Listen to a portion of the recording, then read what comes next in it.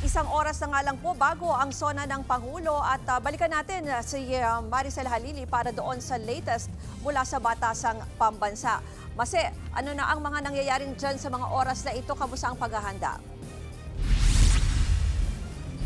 Ruth, nagsisinumala na nga dumating ang mga personalidad dito sa Kongreso isang oras bago ang ika-4 na State of the Nation Address ni Pangulong Bongbong Marcos. Kanina nakausap natin si Communications Secretary Dave Gomez at nabanggit niya na mga more or less 3:30 this afternoon aalis na si Pangulong Marcos sa Malacanang at pupunta na dito sa Kongreso para sa kanyang SONA. Hindi pa tayo tiyak kung sasakay ba siya ng chopper o magbabaylan dahil lang sabi nga ng kalihim, depende pa yan sa magiging lagay ng panahon.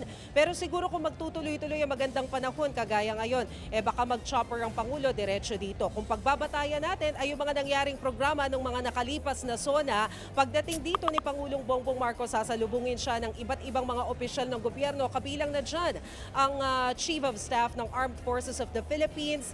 Bago sila dumiretso sa Executive Lounge, usually sa Executive Lounge nagkakaroon lamang ng maikling pag-uusap bago magkaroon ng family photo at didiretso na yan sa plenaryo. Sa pagkakataong ito, parehong tao yung makikita natin sa likuran ng Pangulo, sina House Speaker Martin Romualdez at Senate President Cheese Escudero. Magkakaroon ng national anthem na nauna ng inanunsyo ng Malacanang na si Sofronio Vasquez ang kakanta, yung nanalo sa The Voice, bago magkakaroon ng isang interfaith prayer at sisimula na nga ang SONA. Nauna nang nabanggit ng Malacanang na higit isang oras yung inaasahan natin na magiging SONA ng Pangulo. Ruth, madagdag ko lang ha, kanina nakita natin na dumaan dito ang tagapagsalita ng Department of Justice na si ASEC Mico Clavano at natanong nga natin siya kung inaasahan ba na magiging bahagi ng SONA ng Pangulo yung tungkol doon sa mga missing sa Bungeros. Well, hindi daw partikular na yon ang tinutukoy. Malamang daw in general tungkol sa human trafficking, human security ang inaasahan nilang mababanggit. At yung naging programa nga ng DOJ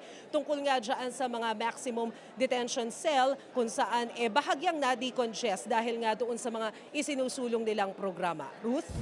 Yan po ang Express Report ni Maricel Halili.